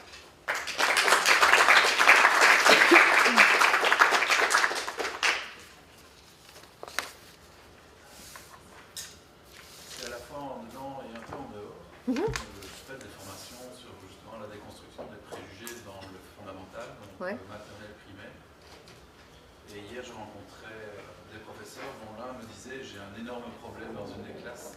Toute la dynamique est tirée par un gosse qui n'est pas méchant, dans l'essence, mais qui se radicalise de plus en plus. Donc il est d'origine musulmane. Et on ne sait pas où il se radicalise, parce que le papa était absent, il est rentré il n'y a pas longtemps, mais voilà. Sa petite sœur que j'ai rencontrée par le plus grand des hasards me dit c'est à travers certains sites internet que ça se produit. Et l'enfant tient en classe des propos extrêmement provocateurs, notamment sur le rapport avec les filles, mais en gros les chrétiens sont coupables de tout, etc. Il a que 12 ans. Donc la question qu'on se pose, avec l'équipe pédagogique, parce que qu'est-ce qu'on fait? C'est juste là, voilà, je la dépose, c'est extrêmement difficile. C'est très très difficile, mais à la fois, vraiment par rapport à ce genre d'attitude, ça ne sert à rien de lui dire, mais arrête, tu dis des imbécilités, parce que, mais ça vous savez bien. Mais c'est de nouveau c'est cette idée de parvenir à voir pourquoi il dit ce qu'il dit. Il se base sur quoi? Il a lu quoi? Il a rencontré qui? Et alors essayer de prendre des contre-pieds. Donc c'est très difficile, mais en fait, on se rend compte souvent, ou par exemple lui dire, mais tiens, et ton père il pense comme toi, et essayer de voir aussi, en ouvrant les horizons qui vont l'obliger peut-être à rentrer en contact avec son père ou sa mère, et lui dire, mais tiens, alors bon évidemment, vous êtes mal si vous dites, ah bah oui, mon père pense comme moi, ah oui, ok, bon, mais ça permet de voir un petit peu quels sont les liens et comment tout ça se construit, comment tout ça se consolide. Parce que les discours d'un jeune, ils ne sortent pas de nulle part, ils ne sortent jamais de nulle part. Il y a sa subjectivité qui joue, mais bon, à 12 ans, voilà, c'est encore... et donc, il les a... Et donc, quelque part, c'est s'intéresser. Pourquoi tu dis ce que tu dis? Et tu saurais m'amener un peu... Et alors, à partir du moment où vous avez un support ou l'autre qui vous permet, ou même si c'est Internet, tu saurais m'imprimer le site là où tu vas... et s'y intéresser et pas le rejeter a priori. Et même si c'était quelque chose ben évidemment, ce sera des sites éventuellement... enfin bon, ce sera des sites radicaux, mais qu'importe. Et alors, parce que si vous avez des supports comme ça, enfin, et vous prenez son discours au sérieux et les supports au sérieux, vous pouvez avoir plus d'éléments qui vous permettent de rebondir, de recontextualiser, de prendre distance, de l'obliger à faire un pas de côté. Mais c'est vrai que c'est pas évident. C'est pas évident du tout, parce qu'il y a tout un... C'est aussi, ce genre de considération peut aussi se baser sur un terreau qui permettait finalement l'émergence de ce genre de choses. Donc, enfin, j'ai pas de compte de... Enfin, quelque part, c'est vrai que je suis très mal à l'aise avec ce genre de questions, parce que, dans le fond, on a fait notre recherche. Certes, les jeunes partaient déjà en Syrie, mais on n'en était pas là où on en est aujourd'hui. Et donc, par exemple, quand on était en train de terminer, donc il y a eu Charlie, hein, on était déjà en train enfin, on était dans la rédaction, on avait arrêté le terrain juste à ce moment-là, et on s'est dit, oups, là, on a affaire à toute autre chose. Hein, et dans le fond, notre recherche, elle ne traitait pas de ça parce que ce n'était pas la même temporalité, quoi. Et donc, par exemple, à la fin de la recherche, donc on a quelques exemplaires ici que vous pourrez prendre, et puis il est downloadable sur le site de la Fondation Roi Baudouin ou sur le site du Sismoc à partir de cet après-midi. Mais si vous voulez, par exemple, on a un peu analysé la pièce Djihad, hein, donc des milliers de personnes en Belgique ont vu, pour en montrer à la fois toute la richesse, puis certaines limites, parce que dans le fond, c'est une pièce qui parle avant tout de quête identitaire, et qui, quelque part, évince la dimension du religieux sous certains aspects, même si elle s'intitule Djihad et qu'elle met les pieds dans le plat. Dans le fond, le religieux n'est pas pris à bras le corps, il ne travaille pas sur la question du terreau qui a permis que ces jeunes, à un moment, basculent. Donc elle a ses limites, elle a énormément d'avantages, mais elle a aussi certaines limites. Et donc nous, on était un petit peu pris voilà, dans cette recherche, et c'est vrai que d'une certaine manière, on pourrait dire, c'est votre recherche par rapport au contexte, c'est tellement plus grave, madame, que finalement, qu'est-ce qu'on va faire avec ça? Mais malgré tout, je suis persuadée que cette recherche a quelque chose à apporter, entre autres parce que une des raisons, enfin parmi beaucoup d'autres, hein, mais un des facteurs qui constitue un des terreaux de la radicalisation, c'est entre autres, c'est ce malaise qui est vécu par rapport à la société dans laquelle ils vivent.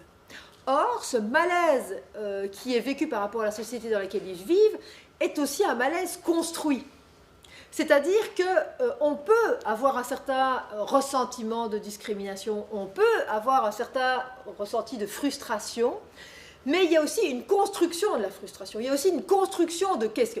Et ce qui est intéressant, c'est que par exemple, dans les forums qu'on fait, on a par exemple eu des non-musulmans qui nous disaient « Ah oui, moi parfois, une fois j'étais à l'hôpital par exemple, et j'ai pas du tout été pris en charge correctement, voilà. » Et puis un musulman qui dit dans le... « Ah ben moi, ça me serait arrivé, j'aurais été sûr que c'est parce que je suis musulman. » Mais non. Et donc, il y a des vécus, des ressentis subjectifs qui sont ressentis et que la personne va interpréter sous le prisme de l'islamophobie ou du racisme ou de voilà, et qui peut-être n'ont rien, peut-être que ça a à voir, mais peut-être que ça n'a rien à voir. Et ça, c'est toute la capacité de prendre distance. Et c'est vrai qu'aujourd'hui, beaucoup de musulmans, de jeunes musulmans, entre autres quand ils vivent dans des quartiers très peu mixtes, finalement se confortent les uns les autres sur « ouais, mais on est discriminés », etc. Mais dans le fond, ils connaissent très peu la société dans laquelle ils sont, la société globale. Ils connaissent leur quartier, mais qu'est-ce qu'ils connaissent en dehors du quartier? Qu'est-ce qu'ils connaissent du système institutionnel? Qu'est-ce qu'ils connaissent et donc, il y a tout un imaginaire qui se forge sur « on ne veut pas de nous etc. Bon, moi, on a rencontré dans la première recherche des jeunes qui n'ont jamais passé le canal à Bruxelles. Donc, et on se dit, mais il y a un problème. Et pourquoi? Mais parce que dans leur tête, ah mais non, mais c'est des quartiers blancs, hein, et on ne va pas avoir notre place, etc. Mais c'est grave à l'heure d'aujourd'hui. Et donc, et on a rencontré un certain nombre d'animateurs culturels qui nous disaient, moi, il m'a fallu des années avant de me rendre compte de ça, qu'ils n'avaient pas passé le canal, parce que simplement, enfin, ça leur semblait tellement normal que tout le monde passe de... Mais ceci dit, inversement, combien de gens qui vivent du côté c'est réciproque, c'est des deux côtés. Et donc là, il y a vraiment des choses qui sont en train de se jouer aujourd'hui, mais où la question vraiment du ressenti, quand il n'est pas suffisamment contredit, contextualisé, etc., pose problème. Et entre autres, dans les quartiers, un des constats qu'on a fait, c'est que dans pas mal de maisons de jeunes, par exemple, vous avez des animateurs qui ont exactement le même background que les jeunes qu'ils animent. Alors, on les a pris en se disant « Ah, ben c'est pas mal, il y aura une relation de confiance qui va s'établir facilement, etc. » C'est vrai. Sauf que si ces jeunes animateurs n'ont pas fait suffisamment d'études et ou ne sont pas capables de prendre suffisamment de distance, eh bien, d'une certaine manière, ils confortent ces jeunes dans leur conception sans les remettre en porte-à-faux. Et donc, et en plus, parfois, ça crée des conflits de loyauté. Parce que certains, on a eu pas mal de témoignages, mais ça, c'était dans la première recherche, où vous avez des animateurs, parfois dans certaines maisons, vous avez plusieurs animateurs qui ont des backgrounds culturels, religieux différents, etc. Et vous avez parfois comme ça des animateurs qui sont de la même religion que certains jeunes, qui vont dire non, et qui vont dire à un collègue, tu ne veux pas répondre parce que sinon, ils se sentent pris, s'ils les contredit, c'est comme s'ils se montraient déloyaux vis-à-vis des jeunes. Donc ils sont pris dans des situations de tension super difficiles, et dont ils n'ont pas nécessairement les moyens de pouvoir gérer. Et donc, de nouveau, cette idée de dire, dans les équipes, un maximum, ayons des équipes mixtes, pour pouvoir s'épauler les uns les autres, être soudés et pouvoir faire au mieux se confronter à des questions de ce type-là. C'est intéressant d'avoir des jeunes qui ont peut-être le même profil, mais pas seulement. Parce que si on n'a que ça, alors on tourne ensemble et on est en train de faire une même culture qui voilà. Mais même au niveau des connaissances, justement, du Coran, il y a beaucoup d'ignorance dans les jeunes. Enfin, moi, je travaille 15 ans avec les jeunes autour des questions affectives, relationnelles et sexuelles. Et donc, moi, je remarque que quand ils utilisent l'argumentation du religieux pour justifier des comportements ou des attitudes, quand je leur demande, tiens, où est-ce que dans quel verset ou enfin quel hadith vous avez trouvé ça, eh bien, ils sont incapables de le dire. Alors je leur demande, tiens, et au fond, comment est-ce que vous connaissez le Coran, comment est-ce que vous l'avez étudié? Eh bien souvent, d'abord, ils ne savent pas répondre à la question, mais ils disent aussi qu'ils ne vont plus à la mosquée prendre des cours sur le Coran et autre chose aussi. Moi, j'avais été rencontrer Youssouf, donc l'imam de la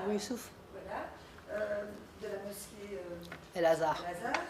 Et il disait que le problème aussi, c'est que souvent, il y a un très grand manque de dialogue. Et ça rejoint ce que tu dis. Et il disait que souvent, ils entendaient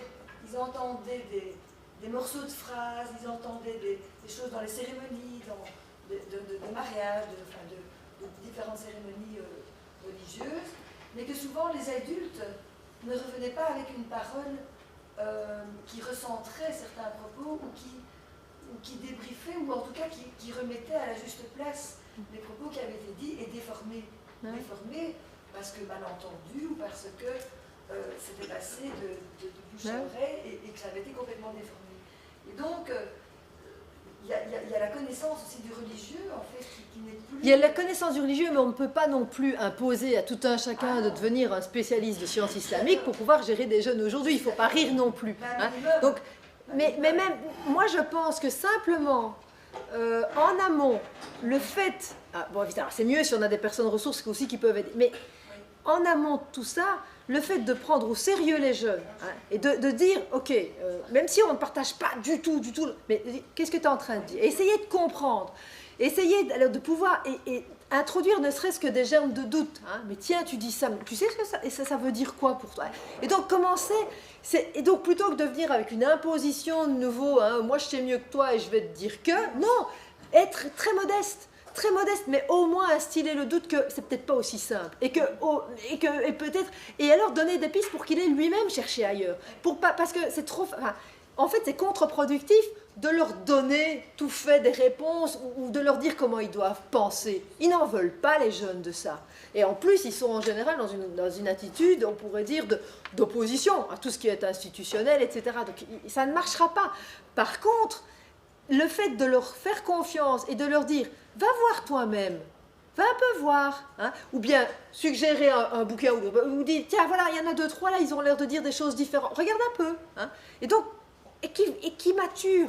Et je trouve que c'est entre autres ça qui pose problème, c'est qu'on ne fait pas aussi assez confiance aux jeunes. Alors évidemment, quand s'ils sont déjà dans un processus de radicalisation, enfin bon, là on a beaucoup, enfin là on est dans un autre registre, hein.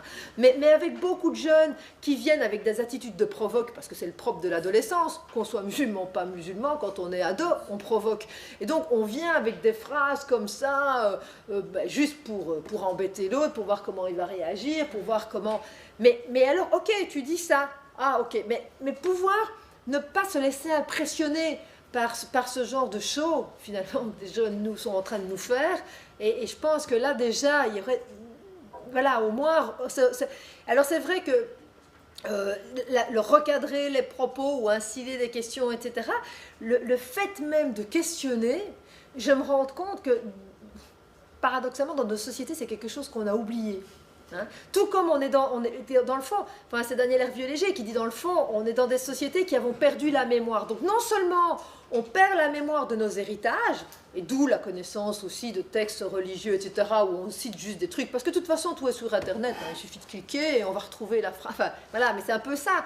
On est des sociétés où on a perdu la mémoire, et par ailleurs, on se retrouve dans cette situation où on ne questionne plus. Où la question, à la rigueur, c'est si tu questionnes, mais sous-entendu, t'es bête ou quoi, tu ne connais pas les choses. Enfin, on montre une certaine modestie, ou on montre une certaine... et c'est l'intérêt pour le questionnement, l'intérêt... Et ça, c'est vraiment une culture, mais c'est une culture qui doit être développée, pas seulement chez les jeunes musulmans, c'est dans l'ensemble de la société. Et beaucoup de nos jeunes, quels qu'ils soient, vraiment aujourd'hui, ont un problème avec ça. Oui? Oui, en raison de ce qui vient d'être dit, ça fait très longtemps, enfin, au moins une vingtaine d'années que j'entends des jeunes musulmans, deuxième, troisième génération, qui disent oui, nos parents ils confondaient leur coutume avec le vrai islam. Il y a effectivement, comme tu viens de le dire, une dimension adolescente là-dedans. On se révolte, tous les adolescents depuis longtemps se révoltent contre leurs parents. Je me demande, la question que je pose, c'est est-ce qu'on a déjà testé la possibilité d'utiliser les grands-parents comme ressources? À ma connaissance, non. Mais par contre, je sais qu'il y a de plus en plus de projets intergénérationnels qui existent, hein, mais qui ne sont pas nécessairement avec les grands-parents de la même famille, tu vois. Mais c'est vrai que ce serait quelque chose qui pourrait être intéressant à tester. Mais bon, il faut encore que les grands-parents soient ici, parce que c'est vrai que là, Et puis, en plus, la question de la langue. Parce que, voilà, tu peux être issu d'une famille, mais si ton grand-père ou ta grand-mère parle le kabyle ou le berbère, et que toi, tu connais ni l'arabe ni le berbère, et que, enfin... Donc, et alors, il y a vraiment... Enfin, donc, je pense que ce serait vraiment super intéressant comme expérience, mais c'est vrai qu'il y a vraiment ce facteur linguistique qui, à mon avis, pourrait être vraiment un frein. Enfin, une difficulté, d'autant plus si ce sont des grands-parents qui ne connaissent rien quelque part du contexte ici, enfin, et qu'il y a ce décalage. Mais je trouve que c'est une piste intéressante, vraiment. Oui, vraiment, je trouverais ça intéressant de travailler là-dessus. Oui? Moi, je voudrais revenir à la question de la religion. Donc, je ne voudrais pas parler de la religion comme rituel seul. La religion, c'est la culture, c'est la société. C'est l'incarnation de rituels et des symboles religieux dans la pratique. Et je voudrais poser la question suivante. Est-ce que vous avez remarqué une différence par rapport à l'autre entre les musulmans pratiquants et les musulmans non pratiquants?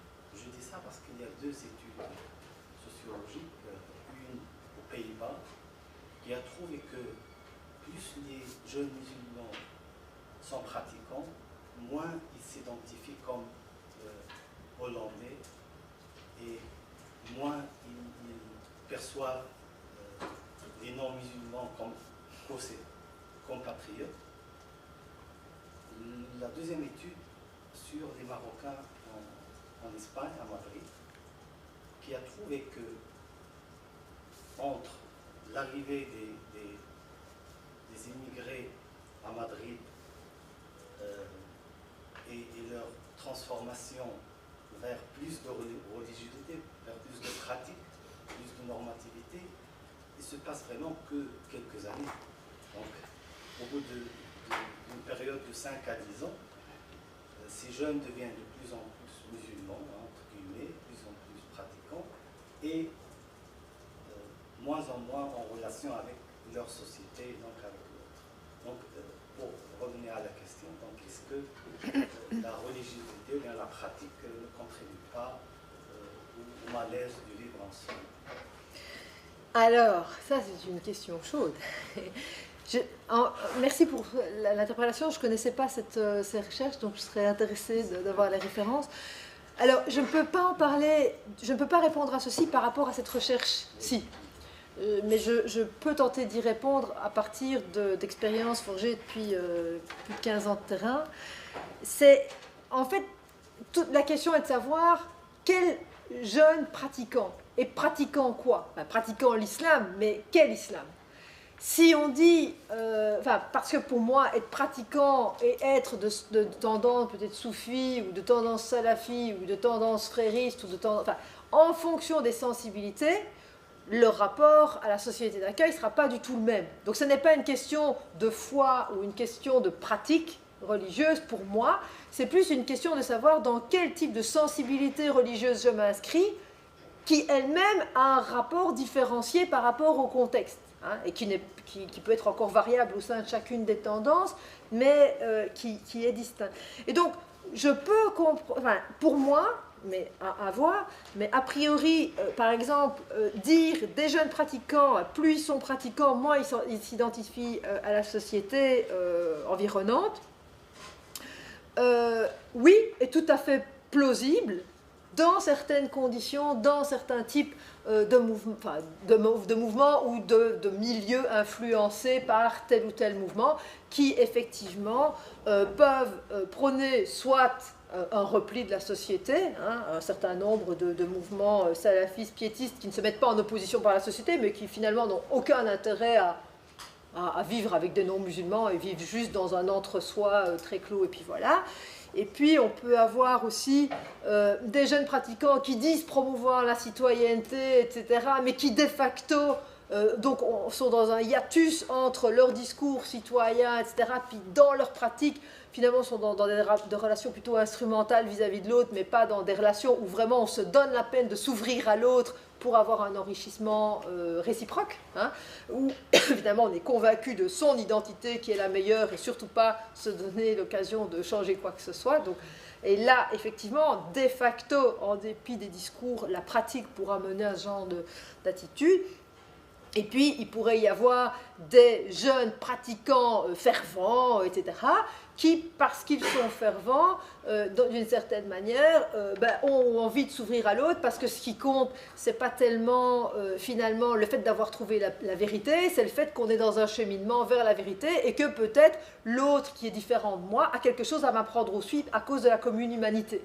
Et donc là, on est avec des jeunes pratiquants, voilà, mais qui en fait, ont une croyance qui leur permet de s'ouvrir à la société.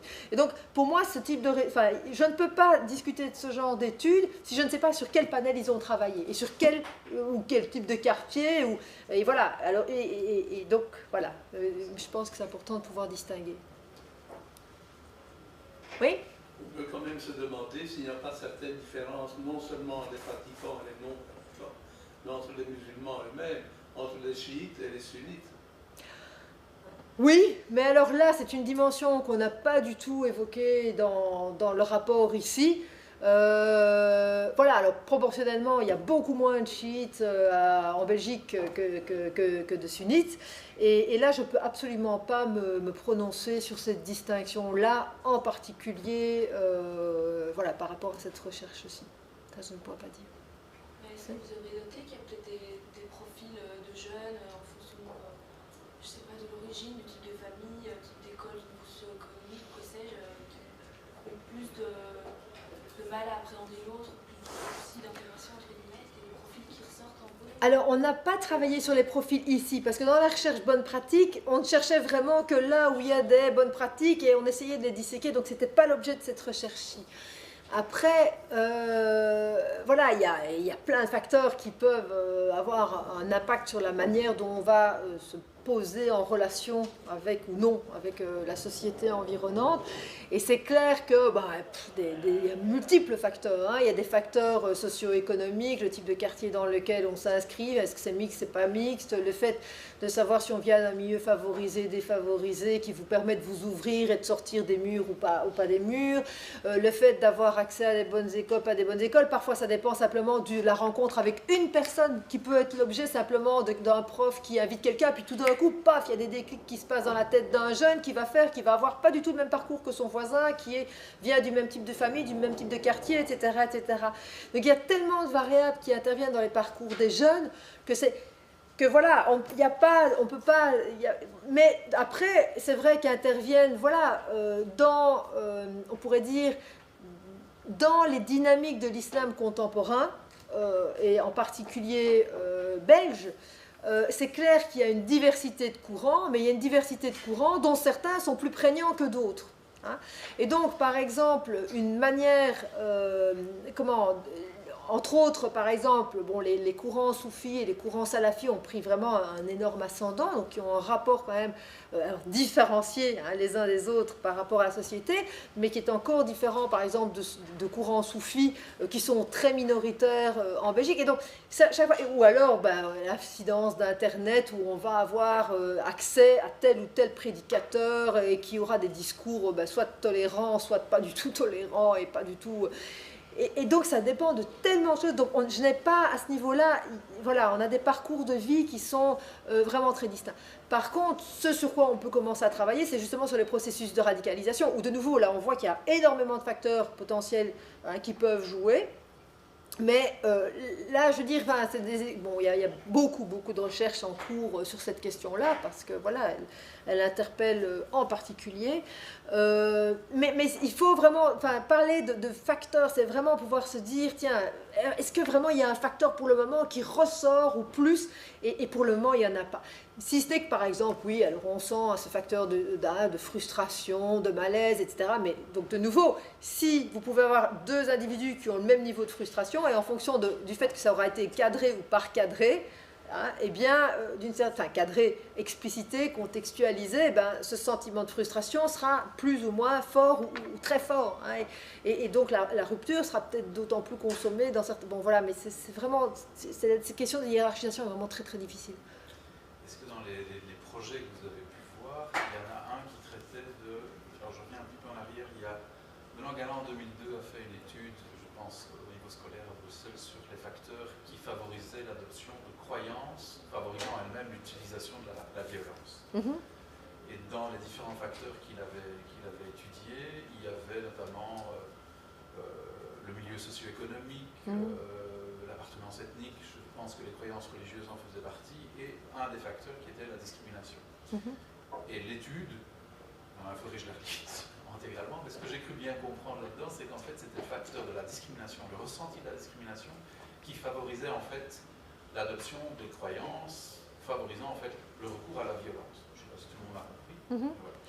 Et donc, est-ce qu'il y a des projets qui justement intègrent ce travail sur la diminution du ressenti de la discrimination? Alors, mais de facto, nous, quelque part, on y travaille parce que, comme pour nous, en tant que socio-anthropologues, vraiment ce ressenti de la discrimination est une construction. Alors, je ne dis pas par là qu'elles ne se font sur rien. Il y a peut-être des réalités objectives qui expliquent qu'effectivement, on peut avoir vécu une discrimination factuelle. Je ne dénie pas vraiment ce rapport à une factualité des faits. Mais au-delà de ça, il y a toute cette construction. Et que remarque-t-on? C'est que dans le fond, justement quand je parlais de cette perspective d'accusation réciproque dans la première recherche, eh bien dans le fond, on voit aussi combien un certain nombre d'acteurs se mobilisent sur ces thèmes de manière vraiment principale. Je pourrais dire que ça devient, pour certains, ça devient un business. On vend des livres, voilà. Et d'une certaine manière, il faut parvenir aussi à voir comment cette question peut être instrumentalisée par un certain nombre d'acteurs pour différents types de raisons.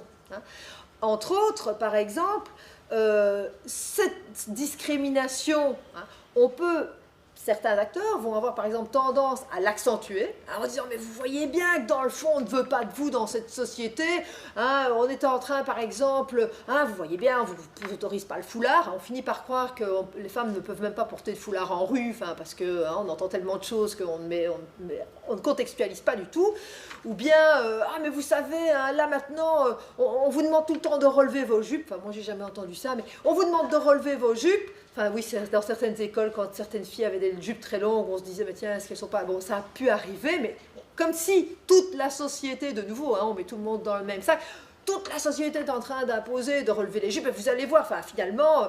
Et donc, quelque part, cette idée qu'on va tout le temps exiger de vous plus, et quoi que vous fassiez, de toute façon, vous ne correspondrez jamais aux critères que la société vous impose, et donc, de facto, vous ne serez jamais intégré, donc... Ça ne sert à rien, ne faites surtout pas d'efforts, restez comme vous êtes, écartez... Enfin, mais tout ça, ce sont des... Et puis, hein, les chiffres de l'islamophobie le montrent, mais il faut voir comment sont construits ces chiffres de l'islamophobie qui posent énormément de questions. Et donc le problème, c'est qu'on se retrouve avec ce type de discours qui a quoi comme but? C'est que dans le fond, si on est tellement persécuté dans la société dans laquelle on est, ben on n'a plus qu'une chose à faire. C'est ou bien on se replie sur l'intracommunautaire, ou bien mieux, ce qui sera prôné par un certain nombre de théoriciens de l'islam contemporain, genre Makdisi, qui va dire, mais de toute façon, vous n'avez rien à faire dans cette terre de mécréance, la seule chose qui vous reste à faire, c'est l'hijra, l'immigration vers les pays musulmans, parce qu'il n'y a que là, que vous pourrez être pleinement musulman. Ici, ça sert à rien, oubliez. Voilà. Et donc, le problème, c'est que ce genre de théorisation, il faut... Et c'est ça qui, pour moi, pose vraiment un problème dans tous les débats sur la radicalisation aujourd'hui, c'est qu'il y a une éviction totale au profit de ce sentiment de discrimination qui peut être donc factuel, qui peut être vécu, mais qui est construit dans une certaine proportion, qui évase complètement toute la question aussi d'un certain terreau communautaire, de certains discours qui quelque part se mettent en porte-à-faux parce que ce qui prime, c'est l'unité des musulmans, c'est la reconstitution de l'Oumma, voire... voilà. Et ça, si on ne le voit pas, voilà, on aura beau régler toutes les discriminations de la terre, non, ça ne suffira. Enfin, donc, et ça, il y a vraiment un travail important à faire, mais qui exige quelque part une prise de conscience aussi de la communauté musulmane. Enfin, je veux dire, c'est le travail des sociologues de déconstruire les discours, etc. Mais je veux dire, bon, moi, je n'ai aucune autorité religieuse, c'est pas, moi, je suis sociologue, c'est tout. Mais donc là, c'est un travail en interne des intellectuels musulmans de déconstruire aussi tous ces discours qui, d'une certaine manière, permettent de contribuer à un malaise. Et on voit que la pensée musulmane évolue. Hein. Enfin, je veux dire, si vous prenez par exemple la pensée géopolitique classique de l'islam, initialement, il y avait deux mondes. Il y avait le Dar el-Harb et le Dar el-Islam. Le monde de la guerre, le monde de l'islam. Tout ce qui n'était pas le monde de l'islam était le monde de la guerre. Eh bien, qu'est-ce qui s'est passé au milieu des années, fin des années 90? Vous aviez un certain nombre de savants musulmans qui disaient mais non, mais il faut arrêter avec cette dichotomie, c'est pas possible, non, en fait on est musulmans nous, mais on est arrivé en Europe et finalement on était bien contents en tant que réfugiés politiques d'arriver en Europe et de ne pas être persécutés parce qu'on était persécutés dans nos pays musulmans, etc. Donc ils se sont dit peut-être que cette catégorie de monde de l'islam, monde de la guerre, c'est un peu simpliste. Peut-être qu'on devrait construire d'autres catégories. Alors ils ont réfléchi, puis certains sont l'Europe, donc c'est pas la terre de la guerre, mais c'est peut-être pas la terre de la paix non plus. Alors c'est peut-être la terre de la facilité, où on a certaines facilités, c'est peut-être la terre où on peut faire du missionnariat, c'est peut-être donc il y a certains qualificatifs donc pour qualifier l'espace occidental ou européen qui ont commencé à réfléchir sur... parce que la qualification entraîne un rapport différent. Si vous êtes dans le monde de la guerre, vous êtes en guerre. Il y a pas... Mais donc... Et tout ça, donc alors ça prend du temps, c'est super lent, voilà. Mais on sent bien qu'il y a des réflexions qui sont en cours et que voilà. Mais voilà, on ne peut pas, et c'est vraiment pour moi le gros problème aujourd'hui, on fait fi complètement des idéations religieuses, comme si c'était juste des idées en l'air. Non, c'est pas des idées en l'air. Il y a un terreau, il y a un substrat un substrat religieux sur lequel vont être élaborées des réflexions intra-musulmanes qui vont aller dans tous les sens, mais alors certaines vont prédominer à certains moments. Lesquelles, pourquoi, et qui a intérêt quelque part, et qu'est-ce qui est mobilisé. Et c'est là où aujourd'hui, si certains jeunes se retrouvent en porte-à-faux aujourd'hui par rapport à notre société, c'est entre autres, certes, les discours d'un certain nombre de radicaux que l'on connaît, mais qui, quelque part, se légitiment dans une tradition plus proche, moyenne, voire longue, de l'histoire musulmane et de la pensée. Et que ça, on doit avoir cette filiation. Et donc sortir de ces discours de ces jeunes qui partent, ça n'a rien à voir avec l'islam. Non, il faut pouvoir à un moment le dire. Parce que si on ne reconnaît pas ça, on ne peut pas travailler, on ne peut pas avancer. On va continuer à... C'est facile de dire soit ça n'a rien à voir avec l'islam, ou bien c'est des fous qu'il suffit d'interner. Non, non, ce n'est pas des fous. C'est pas des fous, c'est des jeunes qui ont peut-être été à la dérive, qui ont peut-être connu des expériences malheureuses, plein de choses, qui ont peut-être connu la discrimination, tout ça, ok. Mais qui ont aussi été confortés à un moment de la légitimité de leur positionnement, et ça ne sort pas de nulle part. Et ça, c'est vraiment, mais là, c'est vraiment un chantier gigantesque dont je parle ici. Ouais. Oui, c'est juste pour confirmer ce que tu viens de dire. Je crois qu'effectivement, moi je suis né depuis toujours, mais je m'intéresse aux cultures et j'ai remarqué une réticence de la gauche à prendre en compte les arguments culturels ou religieux, justement. C'est toujours l'explication socio-économique qui est mise en avant. Il y a une espèce de pudeur sur les questions culturelles et religieuses qui empêche de les aborder. Et je crois que de l'autre côté, maintenant, on utilise ça, justement. Tout à fait. Pour ne pas faire face aux questions d'idéation religieuse. Tout à fait. Mais pour moi, c'est même pas... je suis sensible à ton mot de pudeur, mais dans quelle mesure c'est de la pudeur ou dans quelle mesure ce sont des positions idéologiques? Parce que c'est vraiment... parfois, c'est vraiment une volonté délibérée de ne pas voir. Et qui, pour moi, est aujourd'hui dangereuse. Dangereuse parce qu'elle nous empêche de réfléchir, elle nous empêche de faire de l'autocritique, elle nous empêche vraiment d'aller de l'avant.